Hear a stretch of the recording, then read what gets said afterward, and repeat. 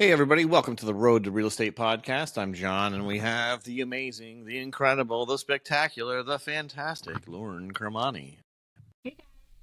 This week, we're going to talk about showing homes to your buyers. So stay tuned, and after our title scene, we'll get into it. Welcome to the Road to Real Estate podcast, where Jon and Lauren help you grow your real estate business. Enjoy the show. You know, Lauren, before we get started, we should probably tell people to like, subscribe, and follow. And you got to always do this every week until we give it away. What are we giving it away? The Yeti cooler, Roadie 24 Yeti cooler. Sign up. Are you summer ready, Yeti?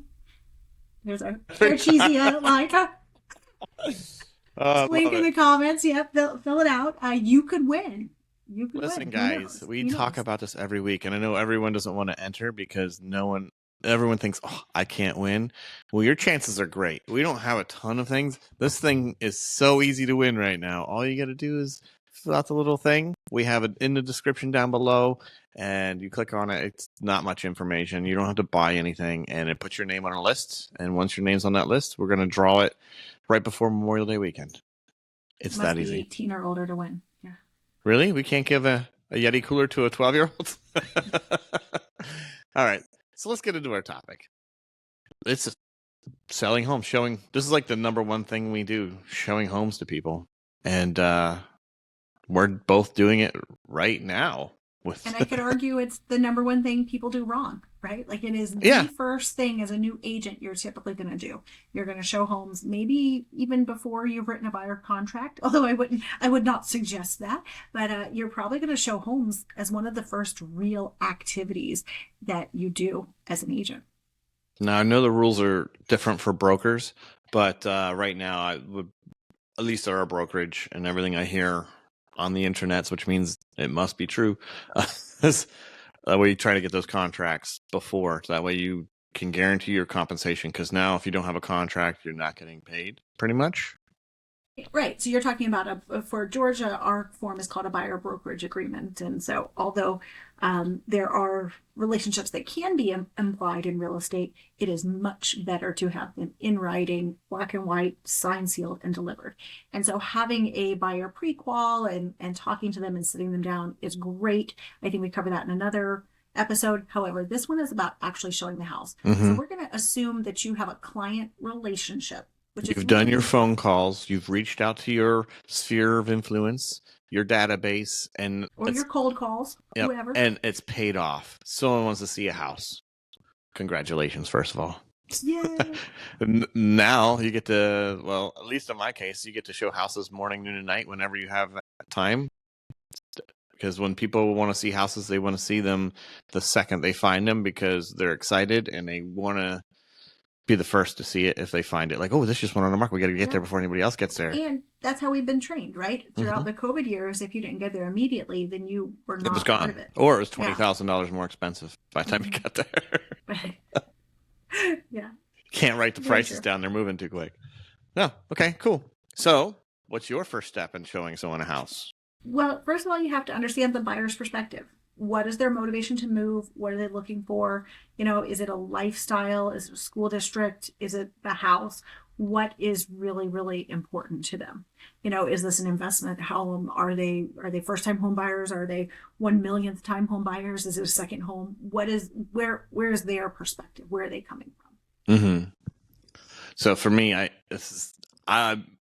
jump right into like, what are you looking for in a home? I don't even why you're moving. Not saying you should do it my way. My way is wrong, but so your way is part of it. But here's the thing: sometimes people don't know what they're looking for. There's a statement in real estate that I don't really love, and you'll hear it from so many people, especially if they've been in real estate for a long time. And the statement is, "Buyers are liars." I do not like that statement, but there are times when our buyer doesn't know what they want. And you'll see it because they're picking random houses, and they're picking too many houses, and they're just picking things. You're going, whoa, That catches this. my eye. It's in my price range. Ooh, that catches my eye. It's in my price range. That kind of thing, or Yeah, or even maybe it's not in their price range. Well, I could spend 300, but if I wanted to, I'm pre-approved all the way up to 600. Like maybe I would consider both homes. When in mm, reality, they probably wouldn't actually consider both homes, and so their net is too wide. They're casting that too big of a net, and so you have to actually help them to narrow it down. So when they sometimes when you run into somebody, they have tight criteria, they know what they want, and so that's great. That's everything you need. However, sometimes you have to sit down and figure out a little bit more. Just like when I have someone that tells me, "Hey, schools are the most important," but yet I see them going for a different school district because they get more square footage in for this that school price. district for Yeah, a that better makes sense. price. Yeah. And so then I have to go back and go, okay, well, what is more important? And maybe it's square footage. Maybe they want the good school, but they don't want to pay for it. That makes sense. Yeah, what they want and what they actually go for is completely different. I can attest to this, like because I usually go in like, how many bedrooms do you want? How many square foot do you want? What city do you want to be in or near? And what's your range? How far are you willing to live away from that city to and still be happy? And I focus on that. And I spent literally a month showing this couple ranch style single level homes because that's what they wanted. Had the square footage in, and we looked and we looked and looked. And don't get me wrong, we put offers on stuff in that range. I put And a lot of then offers in. yeah, we did a lot. We were under contract a lot. Things just didn't go our way for a while. And the house that we're closing on, literally a week and a half from now. Yay! Yeah, we're done. The attorney called and said we're all set. So we got our closing date and our time is all locked in. So that's awesome. Uh, but the house we're buying is not a single floor ranch. We walked in. I was like, I can't understand why we're looking at the house. We looked, said no to so many houses. We said no Goldie to just wanted to say hi. hi, Goldie. We looked at so many houses and said no to so many because of stairs and stuff like that, because they are getting up there in age and they're trying to take care of their future. Well, we saw this one house and I was like, I don't know why we're looking at this house. We walked into it. I mean, don't get me wrong, it was a beautiful home. Everything is great. It has everything except for it has stairs. And we actually walked out of a contract on a good house because of stairs. But it turns out they had lived in this exact same floor plan a couple years ago and loved it. And so it didn't look like anything we were looking at before, except for they just had this nostalgia for this floor plan. And so we bought that house, you know? No, I echo that. I had a really interesting buyer once. We actually did not really get along, if I'm being honest. Like, she was relocation. Her company assigned her to me. We were working together. If we started off okay, but she was very, very, very opinionated. And so I'd show her a house, and she'd be very derogatory about the house Mm. and tell me things like, "Why did you bring me here? This is not my criteria." And then the next day, she would say, "Hey, I want to go back to that house." Look at it again. It was probably one of it's definitely a moment in my real estate history that stands out for me. Maybe not as a shining star moment, because I got frustrated. This is probably not a good example to share with people, but I said to her, I was like, "You told me you hated that house and you didn't know why you wanted me to bring you there. Are you sure you want to go back?" And of course, she responded in a very similar way. It was like, "I am the client. I told you I want to go to this house, blah, blah, blah."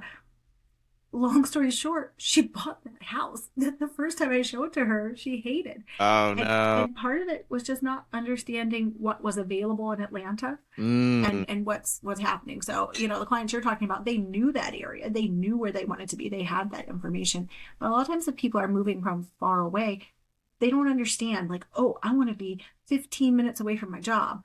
Well, in Atlanta, That's not that's possible. impossible. Like, I mean, Everything's a depending on the half hour time of away day, it minimum. could it could Yeah. be anything. Like, our traffic is, if you don't know Atlanta traffic, I mean, we're not quite LA, we're not New York, but we're in the top 5 for bad traffic. Yeah. And so, People don't understand. um, Atlanta's an hour away from Atlanta. Like if you're not from here, you may not get that, but that is a thing. It is and from our house, we live just outside the loop, and no matter where you're looking at, what you plan on doing, it's a half hour.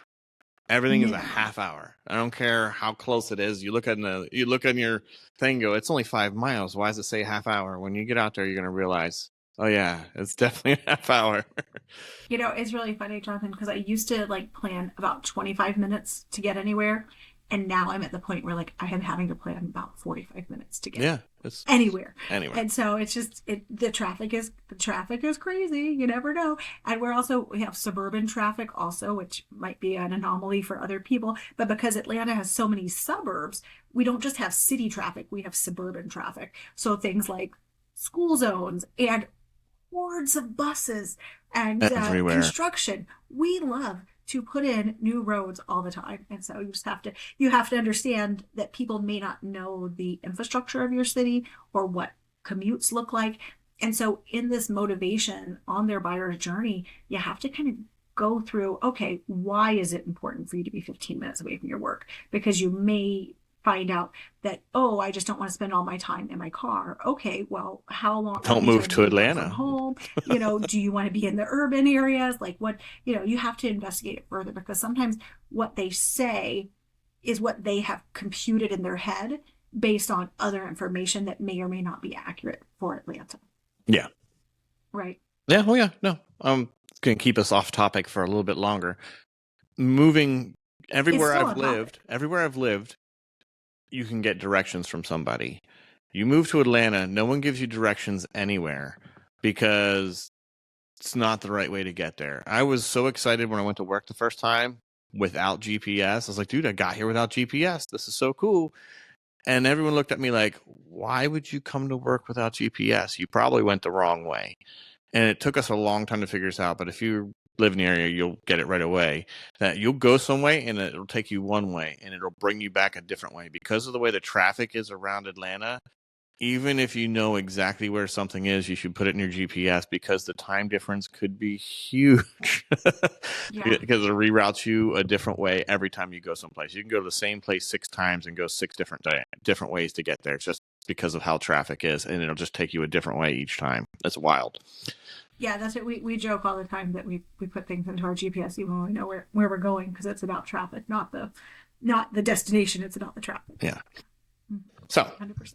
We got our client on the phone. We're going back to the podcast, everybody. Oh yeah.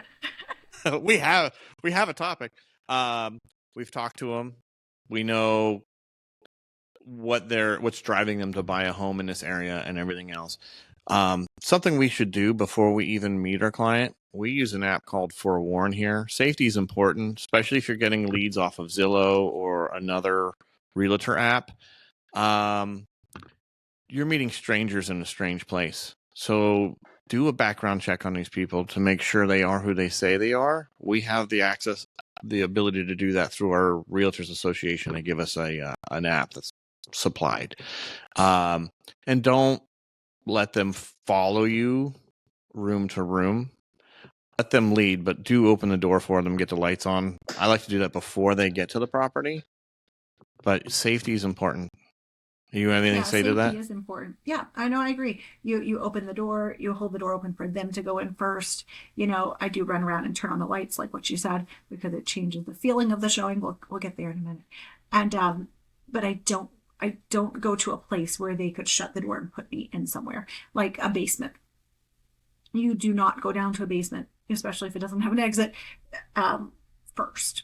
They go up the stairs first, they go down the stairs first, you let them go first. And that's hard, probably less hard for you, Jonathan, as a male, but as a female in the South, it is still very much our culture that you open a door for a lady. And many times I have to say, no, you go ahead. Right.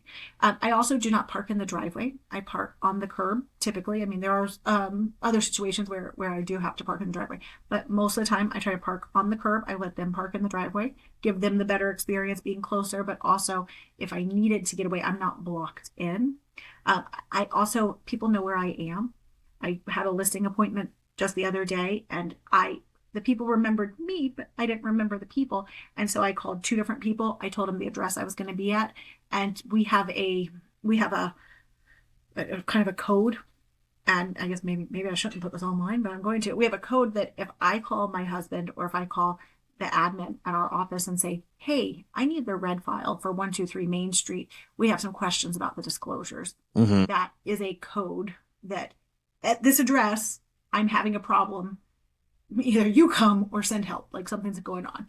And so it's important that we are safe when we are out in public. Yeah, nothing's worth putting yourself at risk. Okay. Yeah.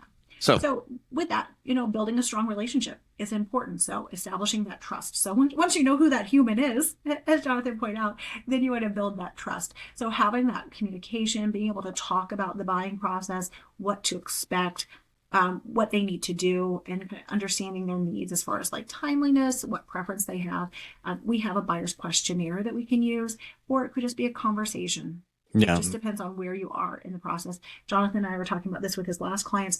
He came in and they were very aware of who they were. They were very aware of what they were looking for. And so in that situation, a questionnaire feels redundant and they mm-hmm. may feel like you're not listening to them because it's very, it's just, it's too simple. They've already gone deeper. They're also very self-motivated buyers. It's important to point out, like, I showed them and sent them stuff, but they'd been looking at houses long before I became their realtor. And they were doing full-time job because they had a deadline they needed to be out with. So they were extremely motivated. So they would drive around and look at 6 houses and send me an address. We drove by this one. Can we get in? We drove by this one. Can we get in? They were on their own. They weren't dependent 100% on me sending them stuff based on their search criteria because they had been at it for a while, knew what they were looking for. And I don't want to say they were pushy, but they had a deadline and they needed to get there. So I didn't have to and it felt weird sending them a ton of stuff because it's like they looked every day. They drove by these properties every day. I was hard. Like, you've been looking for a year before I got these to you. So I'm going to send you some stuff. I know some of it you've already seen, but I don't know what you've seen. So I'm just sending you in case you missed this or something. You know what I mean? Like, getting what I could, trying to get stuff that was super new to the market because finding stuff they hadn't seen already was actually quite a challenge, Right. And that's a good point. In the past, and when I say the past, this would be, maybe prior to 2015 or so, not everything was online. Mm-hmm. Buyers did not have access to the information. And so some of the ways that we do real estate is based on those old ways where there were books that were printed and we had to look through books and the general public did not have access to it. Nowadays, we've been in Atlanta, we've been fully online, I think, since about 2006. And so, it's just not a problem. Everyone sees everything that's on the market. And so we are no longer the gatekeepers of the information. And because of that, we do need to have those conversations for discussing those techniques, especially about like, is your lender the right lender? Or, Jonathan, just using the people that you have right now for an example, talking about, hey, you may have to do something differently with your earnest money or with your lender, which we did do in order to get more effective, right? Your offer needs to reflect what's happening right now, not what you did 30 years ago when you put in an offer. And I do have to have that discussion quite often, especially if they haven't sold a house since maybe like 2010, 2015. Mm-hmm. I 100% agree. I don't want to get into the offers, but I could go down that rabbit hole too. Yeah. But it's understanding what they need. You knew that they needed a house quickly, and so you said, "Hey, I understand this has been your strategy in the past. However, this cannot be our strategy this time." Yeah. And at first, they weren't all on board. I think I had to earn that trust because when I proved that I could get the earnest money back on that first house we went under contract on, they were like, "Oh, okay, he's for real. I'm here to protect their money." And that's the thing is when we're doing these things, we are there for the buyer. We're representing them. It's our job to protect their earnest money and do everything you can to give them their deal and be in their corner the whole way through it. And I had to prove that, and they were used to using a different realtor that had been there for them on several purchases before. So I earned it and we got there. You got there. Yeah, you got there. So how do you put up doing the showing? So we've talked to them, we figured out their criteria, we sent them listings. Now we're getting ready, I guess, showing the listings at this point and see what they're interested in, what grabs their eye. How do you line that up? I would say, hold on. Well, I take one step back. because Okay. the property search, right? Like even though they're looking on Zillow and they're looking on Realtor, Trulia, whatever websites they're looking on, your MLS search is actually super important. And Mm-hmm. so how you do it and understanding your market is really, really important. Mm-hmm. Like for us in Georgia, square footage is this super awkward Oh yeah. amalgamous thing that maybe not in other places, but in Georgia, it's weird. I'll just throw it out there. So I do not do square footage searches unless my people are super specific on something because a lot of houses have 0 square footage listed on the Yeah, MLS. of course. It is not uncommon, or people don't don't know their square footage or the tax record is incorrect or so understanding how we put that criteria in and putting it in maybe a little different than what their Zillow search looks like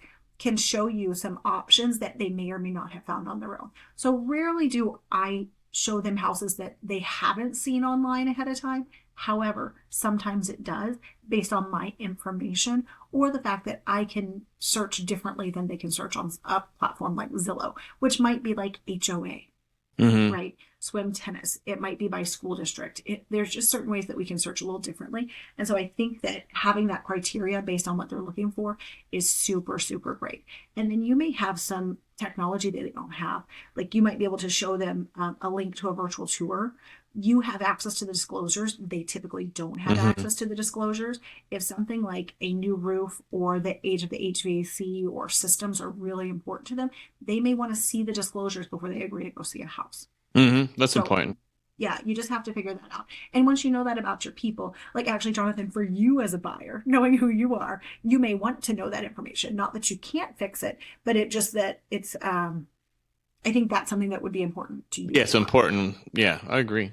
Mhm. So I did that differently, but it's only because I would if they figured out because we were moving through houses so fast when I would literally be at work, they'd hit me up with an address and I'd be like, oh, okay, and I would do an FMLS. I'd print the FMLS, then I would do the seller's disclosure if there was a warranty deed, everything. I would just print it all because if they liked it and we went to not to jump ahead, but put an offer on that property, all that stuff was already done. They'd already seen it.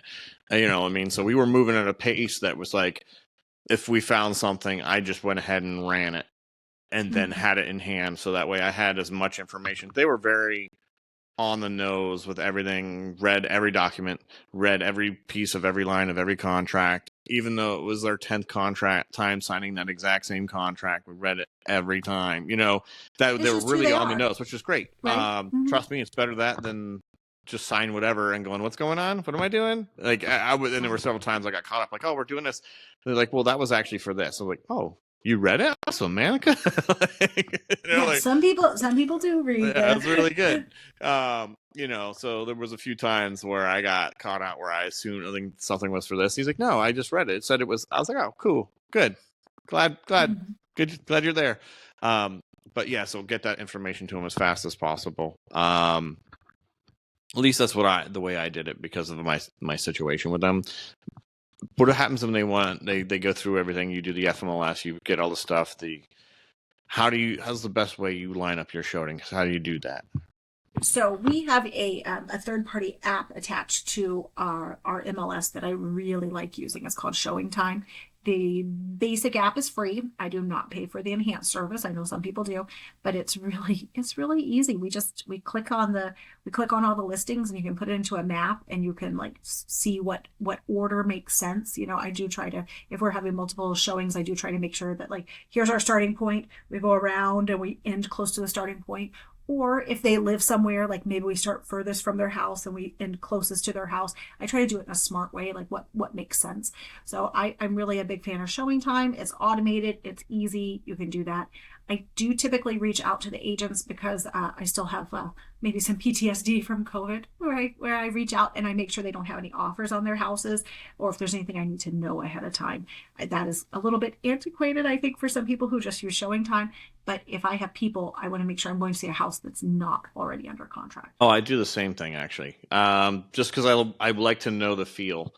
Maybe it's because the first house I showed this way, they were like telling me, "Hey, this thing's got offers already" before I got there. So then from that point on, every house we looked at, I'm like, I'm going to call, ask about the activity on the property, let them know I'm coming, put it in through Showing Time. I did it that way, pretty much exactly the same way you did, because it just made sense. I'd like to go to my buyer, go, hey, just so you know, they have some offers coming in this property for serious. We want to move before they make a decision, or hey, this one's been on the market for a little longer and there's no activity. I looked at this. We'll get into CMAs later in this podcast, I'm sure, but based on the information I have, I think we have some wiggle room. I like to go in looking good. Like I did my research before we got there, even though sometimes it was very short turnaround. I tried to get some nuggets of information that made me look like, all right, he did his work. He knows what he's doing. He knows what this neighborhood's selling for. He knows, you know what I mean? Not a true CMA like we were putting an offer, but just an idea of what's happening in the area. I really want to know. Or just what's going on in that neighborhood, right? I mean, to have just a little basic information. There's also a really powerful question that you can ask a listing agent that will accidentally get more truth. It's like truth serum. And you say, hey, is there anything I should know about the listing that you couldn't write in the MLS?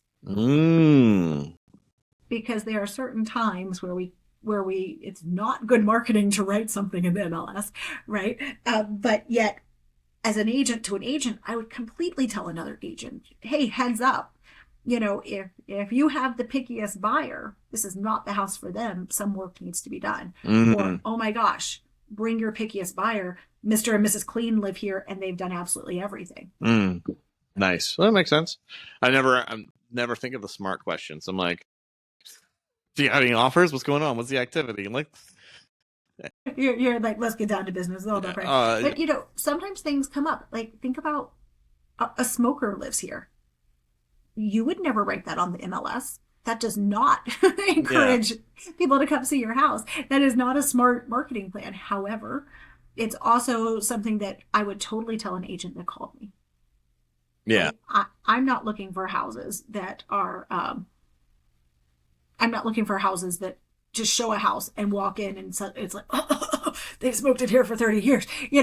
I don't want somebody walking into my house, and I don't want my seller, who is the smoker of 30 years, to have to be out of the house, 20 times only to find out that they wouldn't have considered the house. So sometimes information is really it's important. It could save everyone some time, and time is money. And if you have a really picky client, right? I'll be honest.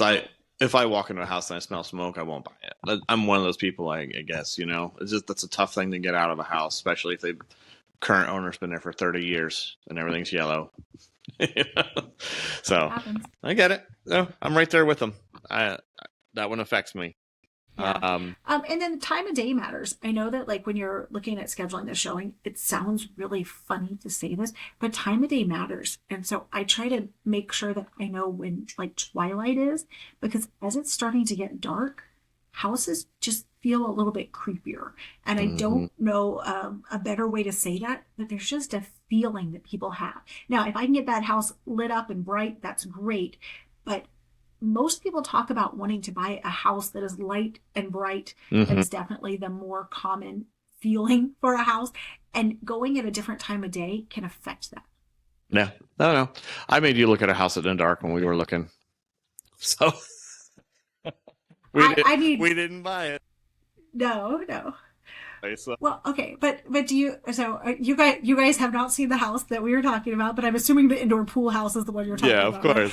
Right? And I mean, it was a nightmare getting there. I think, was that the one I got a ticket on our way I don't think you got a ticket that one. Was that not? No, that was a morning. Never mind. Second we got. It was so weird. We knew it was going to be late. We knew it was going to be a weird time to show. I think I told you guys that ahead of time, right? I think I was like, hey guys, when you see a house in the dark, there's just this weird thing going on. I don't know. But it was close to a lake. We were really excited about it. It would have a cool, funky, modern style that Jonathan's wife loves. And so we were really excited. But then we got there and they barely had lights. Lights were burned out. It was just eerie. It was, it was not. They probably shouldn't have been on the market yet. That's the way I looked at it. The dogs had gone to the restroom in several rooms, and it wasn't cleaned up. It didn't sell itself. We'll say it that way. A really, really awkward floor plan. Remember all the random stairs going. There's 3 steps up to go to this room, 4 steps up to go to that room, and they were all kind of off this weird platform. Yeah, it was weird. Nothing was updated. It was just. But it had a pool inside. Everybody is worth looking. An indoor pool, yeah, and you could see the indoor pool from like several different like locations, like off the kitchen balcony. That was an indoor balcony, and Yeah. yeah, yeah, and there was mold everywhere, Oh yeah. just mold It because it was was it an was indoor good pool. times. All right. So actually doing the search. So when you get to the house, um, obviously you should be familiar with your technology, right? Your e-key or whatever type of system that you guys have in your state. You need to be familiar with it. You need to know how to use it and make sure it's updated. I know that's one thing that's really funny with our apps now. We have to update them all the time. Mm-hmm. And so making sure it's updated. And you get there, you open the box, you open the door. People judge realtors on how well they open doors, like the physical, like can't they get the door open? I cannot tell you how many people have told me, "Oh, we were working with this one lady; she could never open the doors." Like, I seems gotta like an let you odd know thing right to here. judge This is people where on. I excel. You I excel at am door opening. I am so good at it. I'm not even gonna lie. I haven't had a single mistake yet, and I'm crushing these doors, everyone.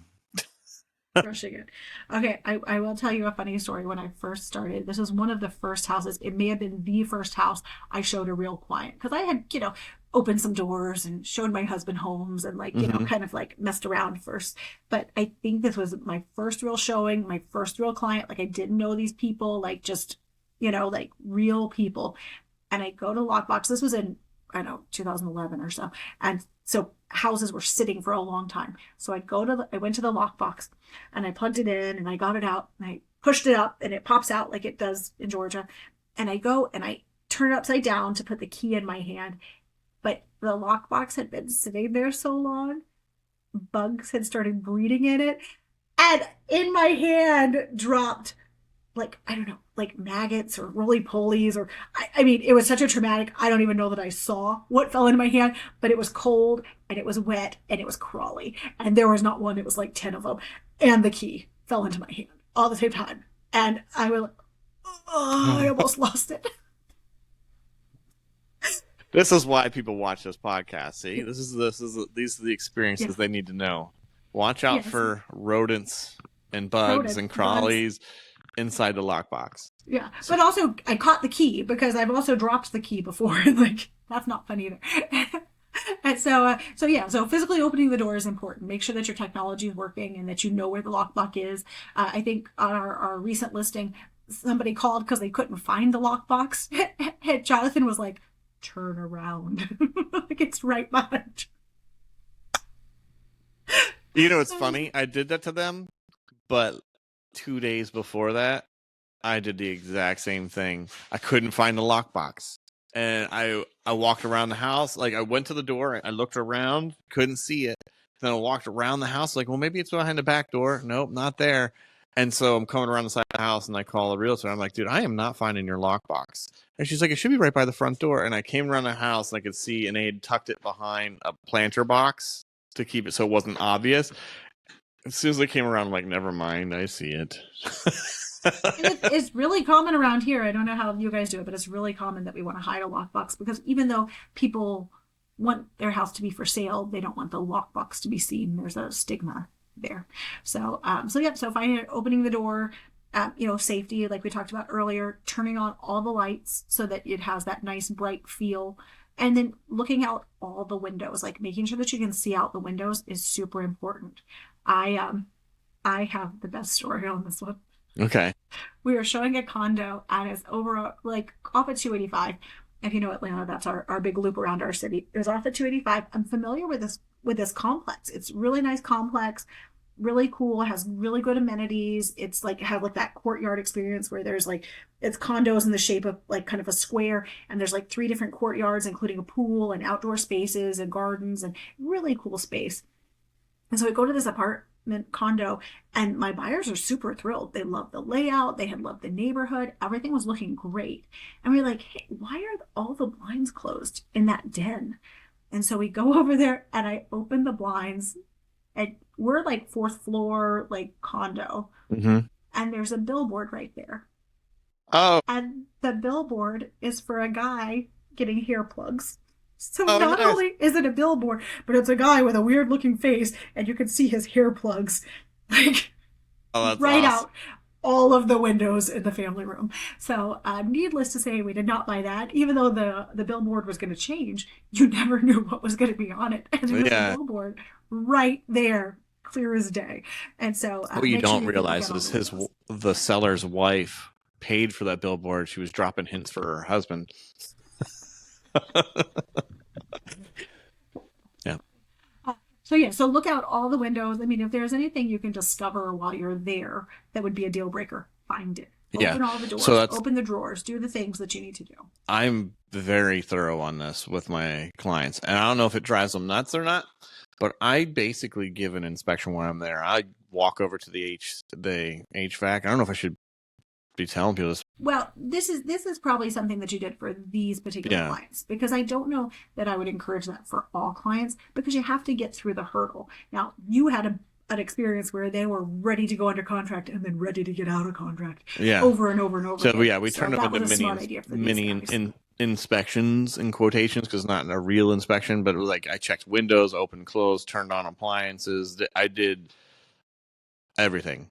But also, I used the seller's disclosure to go, hey, just so you know you don't like that stove, but it's okay because they're taking that stove with them. See, it says here, like, let them know which appliances. If they're oohing and ahhing over a nice new washer and dryer, and in the disclosure it says that it's not included in the house, you got to remind them, like, hey, that's not coming with the house.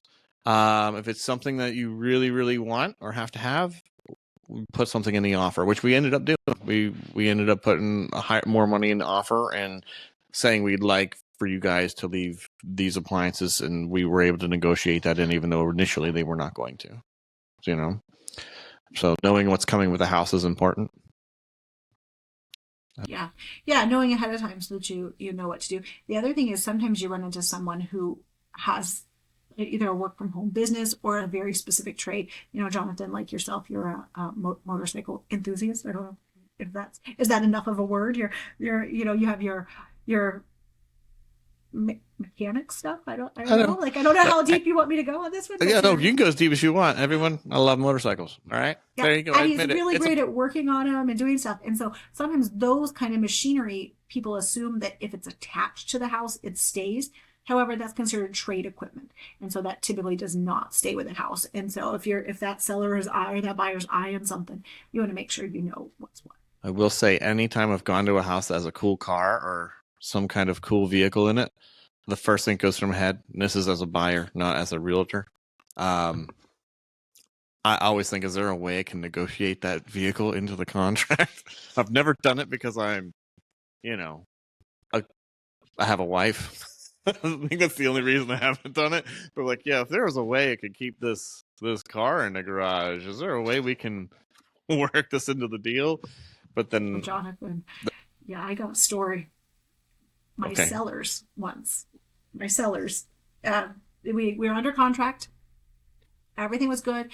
They were doing like their inspection, and they had already had the inspection, and then they came back. It was kind of before closing, and they were thinking about buying some of the furniture in the man cave, because my guys were moving to a house without a basement, so they didn't need anything that was in the basement. It was a pool table, some leather chairs, like, man cave stuff. And the wife was there, but the husband was not. She came home early. She did not tell me she had come home early. She came home and she befriended the buyer. And they negotiated outside of the contract, of course, the furniture, the pool table, all the stuff. And it wasn't until closing that I found out that they did not negotiate money. Oh, no. Which is fine. That's outside of our real estate contract. This is totally fine as long as they came to an agreement. We're good. It didn't affect our contract, but it did affect her marriage, because she sold all of her husband's man cave stuff, pool table, leather chairs, all the things down there, for Botox. The buyer was an ENT doctor, and she got so many units of injectables for Right. And I just assumed she got money. I thought everything was fine. I had no idea there was a problem, and that the husband was not involved. And come to find out, he found out at closing that she got injectables for all of his. Oh, no. Yeah. So, fun times. Yeah, no, that's all right. Yeah, I don't know. Yeah, John's like, I don't know where to go with that one. back to our content here. So Well, the that's next thing that's you'd have that's proper content. That's part of was that. that's part of this. It's real estate. So handling buyer concerns. So while you're in the property, things are going to come up like, "Ooh, this room is too small. You couldn't fit a bed in this room." I hear that often. Or, "Oh, are you sure this is a two-car garage? Two cars wouldn't fit in here." People have trouble seeing spaces, Hmm. right? And so you have to figure out what is the difference between an objection or a condition, Hmm. right? A condition would be like, I have four kids and there's only three bedrooms. That's a condition. You cannot overcome that. That is just a fact. They want a bedroom for every kid. That is non-negotiable. That's a condition. However, the objection is, "Oh, I think this room's too small. A bed wouldn't fit in here." Typically, builders are not building homes that a bed would not fit into. And so unless it's something very old I would or say something, that's an you age have thing to check. usually. Yeah. Mm-hmm.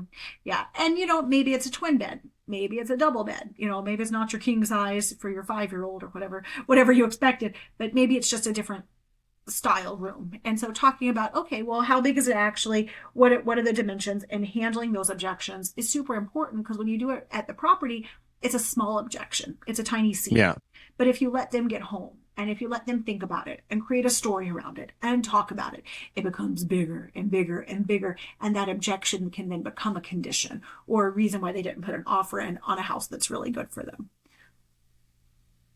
So I think that it's important to think about, that like, hey, remember this is smaller square footage than you wanted, but it's in the school district you wanted, right? Or maybe it's yeah, maybe the price is a little bit lower than what we were expecting because there's work that needs to be done. Is that something you're willing to compromise on? And just having that open dialogue where you just put the cards on the table so they can make their best decision. Yeah.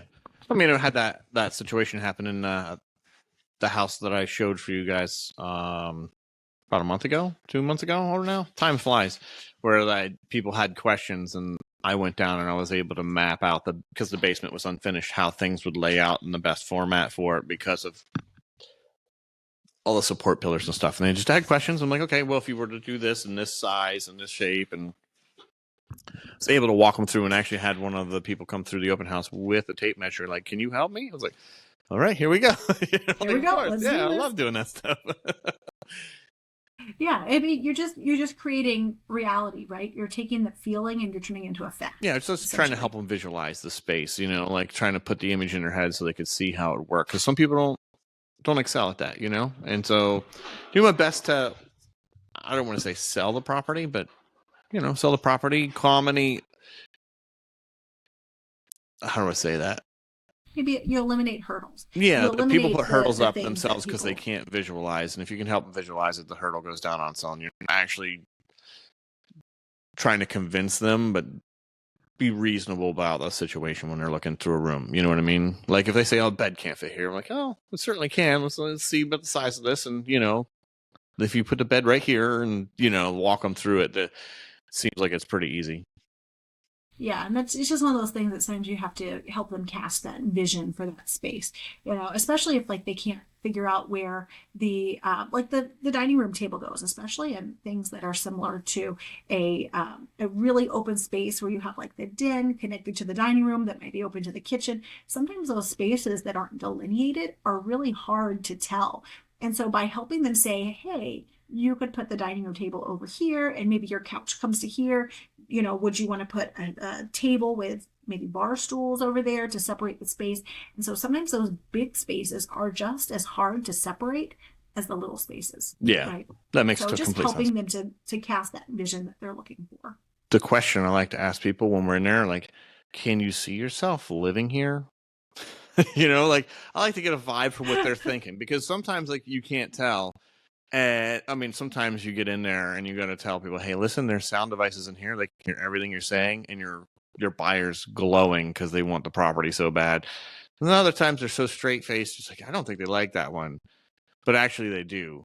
You just Mm-hmm. need to figure out what they're working on in their head. So staying in communication with your buyer, I try to say non-biased, like unless of course there's something glaringly wrong with the property, like, "Hey, we should consider this. The roof's falling off this house.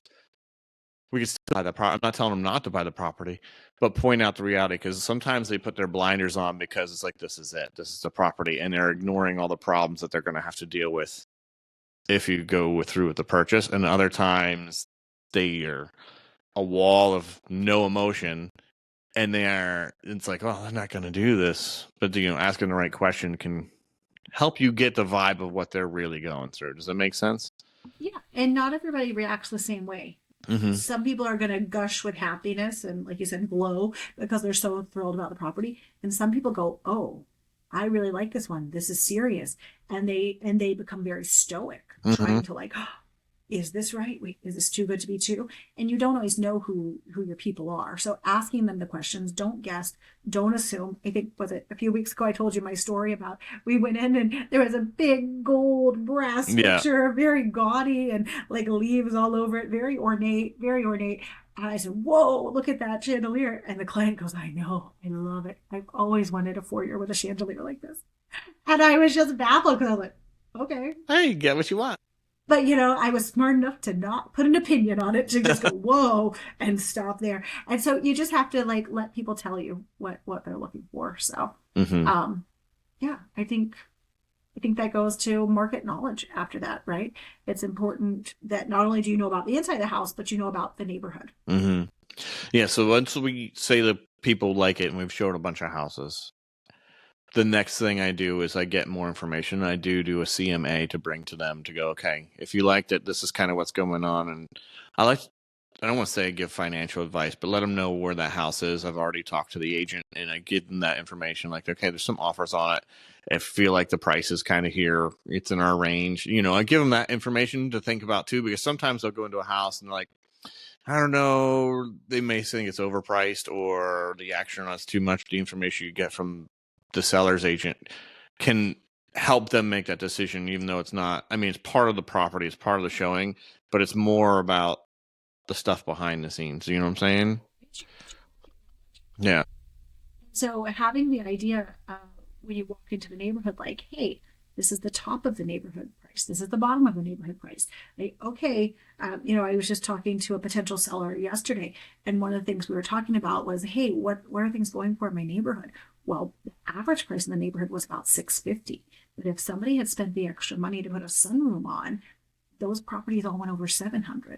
And so, is it worth it for that seller? Probably not. It's probably dollar for dollar. However, having that neighborhood or the market knowledge was super important because I knew why those houses went for over $750 and why average was $650 if you didn't have that space. And so comparing that, I see this all the time where I am specifically, because there's a good, a better, and a best high school where I am. And that's not necessarily my opinion. I'm talking about everyone. Like, this is what I hear from my people, right? And so having those based on price point, is that the best way? Well, yeah, that's what I was going to say. And so I pulled it the other day. I was like, I wonder what the actual difference is. And so based on the high schools, I pulled what was the average price point for each of these neighborhoods. Neighborhoods being that local school neighborhood, and we have a lot of schools where we are because there's so many families that live here. There's tons of schools. You can't go a mile without hitting a school.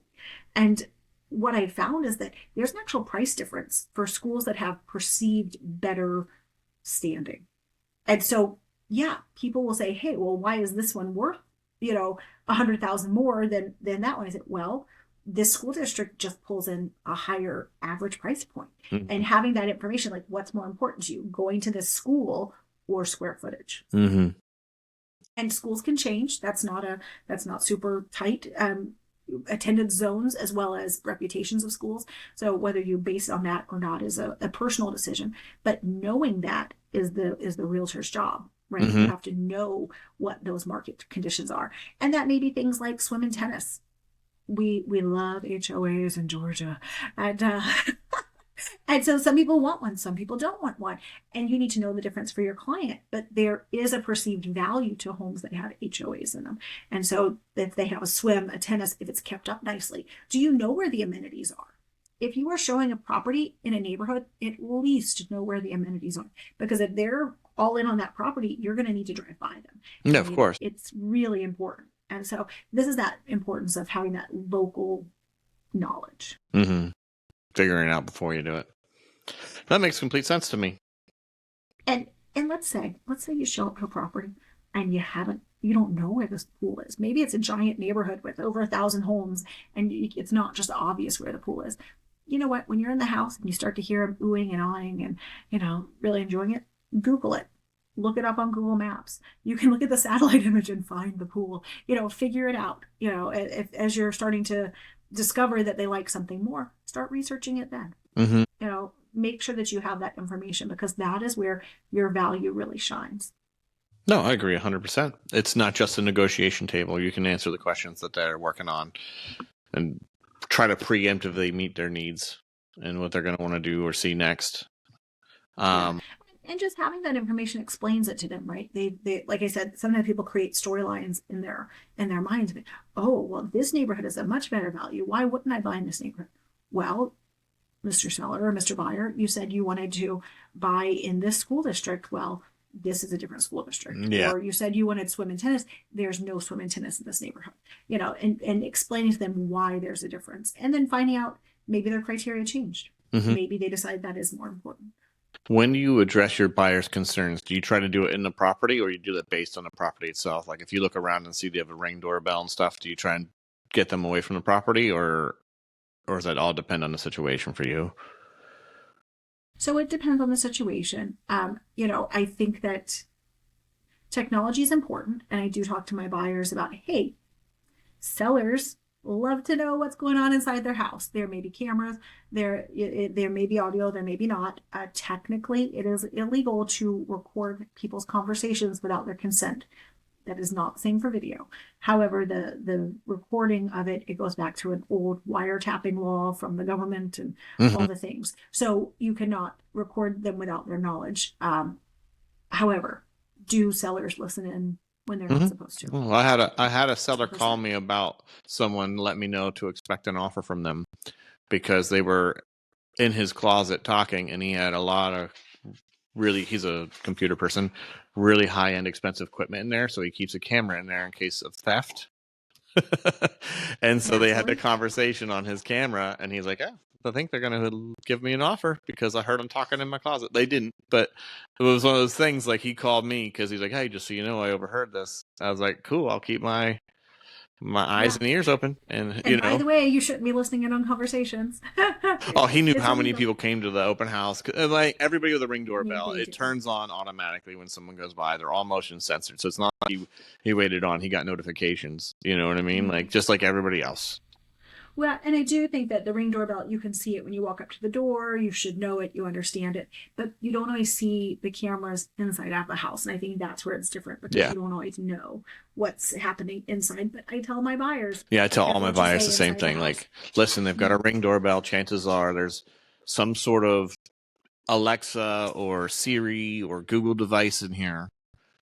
They will be able to hear us. Always listening. Yeah, they're always listening. Let's be honest. You talk about something here, it's going to show up on their Instagram search later. Yeah, like neither Jonathan or I have a cat, but if we start saying cat tower, scratching post, catnip, we are now going to have ads. Yeah, it's going to show up. Actually, you might too, just for listening to us saying those words. Oh yeah, good. I hope you like the ads we're getting. Congratulations. But it's funny because. Sometimes I don't mind talking in the house, and sometimes I don't want to. It depends on the mood.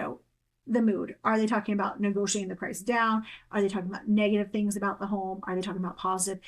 Even now, this wasn't actually in our lineup, but this is kind of post closing. Your feedback as you leave a showing, an agent will ask you for feedback. Whether they do that by text, email, phone call, or an automated system through the showing time system, they typically ask you for feedback. Mm-hmm. And in certain cases, the feedback you give has been used against you during negotiations. Mm-hmm. And so if you said, we loved the carpet, it was beautiful, wall-to-wall carpet is what we're looking for, and then you negotiate, you're in due diligence, and you say, oh, well, we want a $5,000 reduction for the carpet, it's really gross. Oh, really? Because you told me you loved it. Yeah. And so you need to be a little bit careful about that.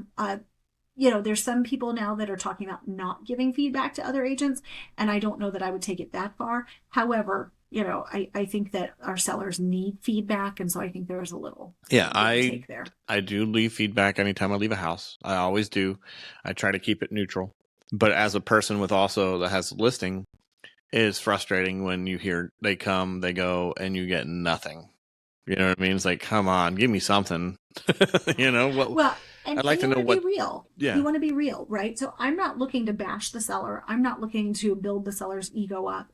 I just want to, if something was a problem, I want to be able to let it people know, yeah. I want to know right? why people aren't leaving an offer, or vice versa. Like, I need to give information. Like, hey, we've had all these showings.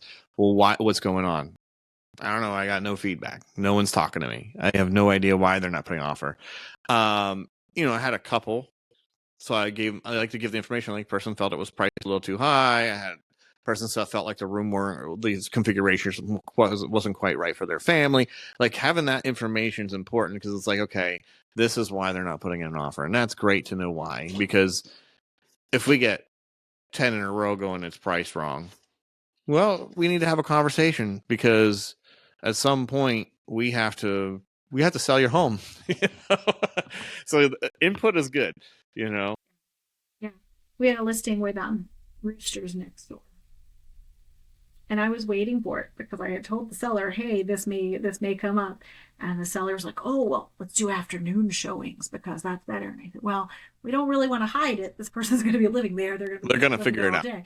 Yeah, and so it was really funny. It wasn't until the ninth or 10th showing that roosters came up on the feedback, and I said, "Well, finally somebody was honest, Yeah, because yeah. there's no way that the other people didn't care, but the fact that nobody had like said anything." So I think that honest feedback is good, because I do share it with my sellers, but write it knowing that the seller's going to hear it, Mm-hmm. Yeah.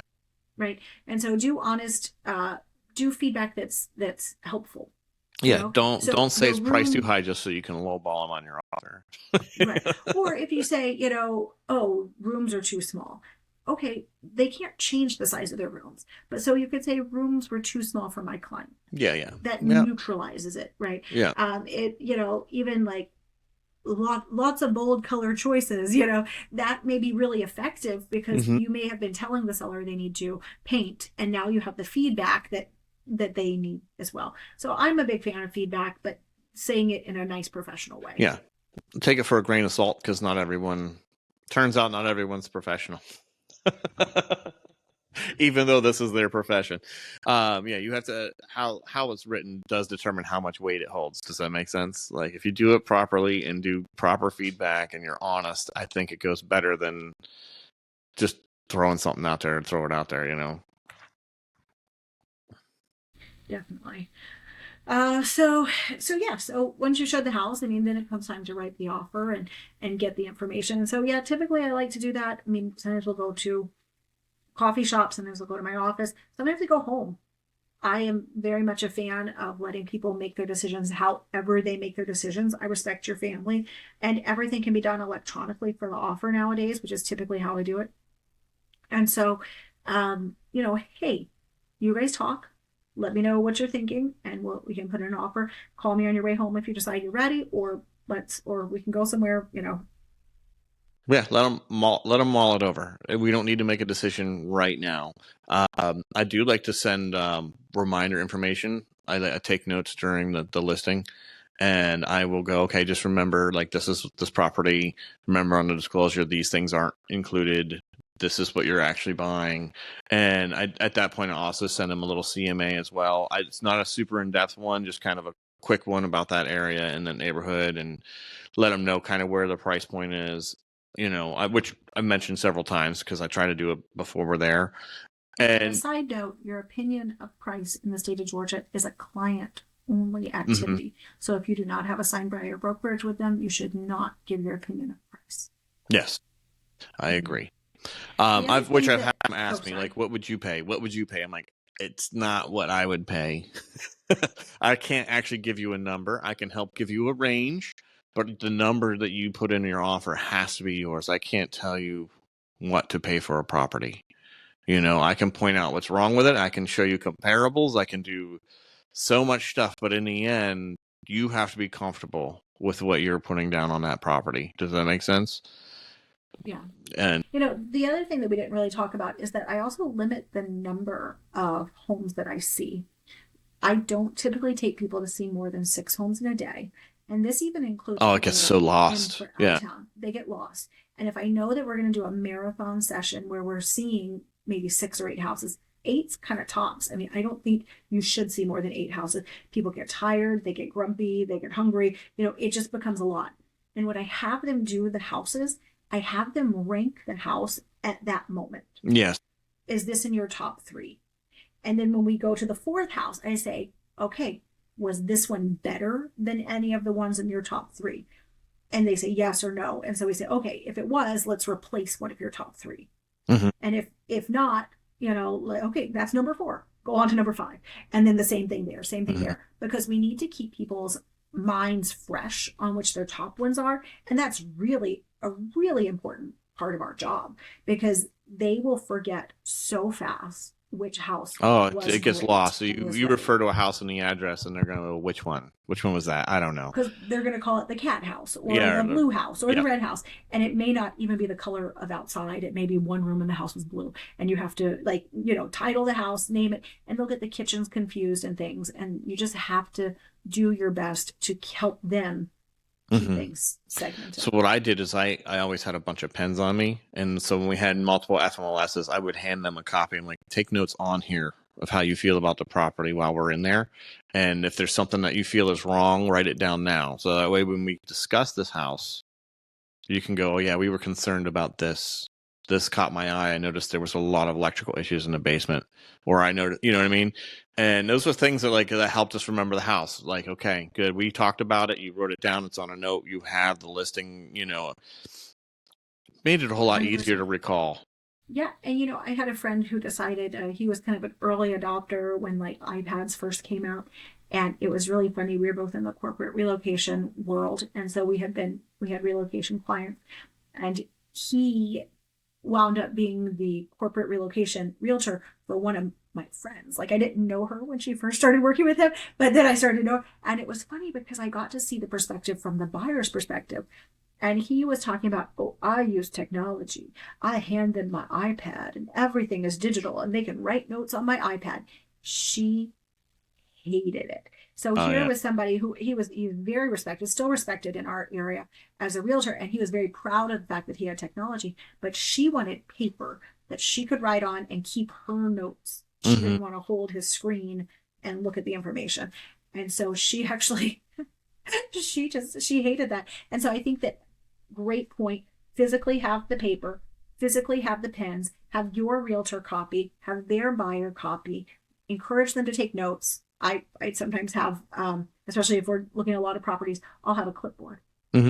Right, go old school, a whole brown clipboard with a silver. It's just more comforting to know it. I don't know why technology scares a lot of people, and if something happens and it gets scattered, and for me, my biggest issue with the iPad, which I use every day, is putting stuff into files. It just becomes a mess of documents at some point, and for me, it's like I would rather take my notes and organize them and then get them into a computer and then I can move over. So I like to have that physical copy, and then you'll get a digital one if you want it. I will always do a follow-up email or a text if whatever you want. But for me, I like to write stuff down. Sometimes I'm scribbling a sketch of a room, like this room is like this, and we're trying to work through a problem that we figure out like while we're in the property. And I'm like, to remind myself, I will sketch out the layout of a house, like 100%. Yeah. And so I think that having those pens and pencils, are talking about the physical things you need in your car. Mhm. I don't always drive people around anymore. Most of the time they drive themselves around. I will put them in my car. I'm not opposed to it. But typically people after COVID really love driving their own car. Mhm. Totally fine. Sometimes, oh, Jonathan, you can attest this. I'll put you on speakerphone. I'll call you from your car. I'll be like, okay, guys, coming up here, there's a bowling alley on the left and there's a groomer on the right. And this is my favorite restaurant over here. And so Mhm. I still want to tell them the lay of the land, but at the same time, we can ride in different cars. I always have water bottles. Mhm. Dehydration is not fun, or stopping repeatedly to get stuff is not fun. I don't typically carry snacks anymore unless I know it's going to be a big day. Yeah. Or I plan a lunch break. Right, we'll just plan it. Or your clients, like Jonathan loves Dunkin' Donuts, guys. Mhm. to I plan like to this meet thing at a called Dunkin' sugar. I don't Donuts. know if anybody knows what that is. I have a problem. And so, so knowing your people, right? Hmm. Like, okay, well, let's plan our search. Our search is going to start at Dunkin' Donuts. We're going to go over the properties, and then we're going to go see everything because a client that wants coffee that you're showing houses to that hasn't had coffee yet is not going to like a property. Yeah. So, That's fair. You have to get them in the right mood to do it. And that's probably important to do. If you're doing showings and someone's having a really rough time going through, just know it's going to affect their opinion of the property they're standing in for sure. yeah, 100%. Well, we were joking about you and caffeine and sugar, but I mean, I'm hypoglycemic. If I'm hangry, I don't like a property. So, it's very real. It's very real. So, be smart, prep ahead of time, digitally and physically, Hmm. so that we have all of our stuff. Yeah, makes sense. Rigby says hi, everybody. Oh, hi, He Rigby. said, guys, it's been your hour. It's time. Is there something we got to get to? He's getting needy. He needs a walk. He's like, Dad, it's daycare time. Let's Yeah, go. it's time. I got to go to doggy daycare. It's important to him. Yeah. He knows the times. This is That's funny. let's conclude this episode. I think we showed them properties. We've done our CMAs for people. We've talked to them about the property, worked through problems on the property. We've checked to make sure that our buyers not on a list. Like what's left. Yeah, like, oh, I can't buy within 500 yards of a school. Oh, Okay, that's a big deal. I have not encountered that yet. me neither. That's Yeah, okay. Now that they've told me. fair enough. All righty. Well, Yeah. everybody. Hey, sign up for our Oh raffle. yeah, please. Yeah, You want this Yeti cooler. It's so you cool. want it. You need it. It's Yes. summer's coming. It's gonna be hot, and you're gonna end up on the beach or at a picnic and go, you know what? Could have got a free cooler, and we It's a missed the status symbol. opportunity. Now I got to spend good money for a Yeti cooler. So Yeah, get it there for you go. free. Yeah. All right, everybody. We'll see you next week. Thanks, guys.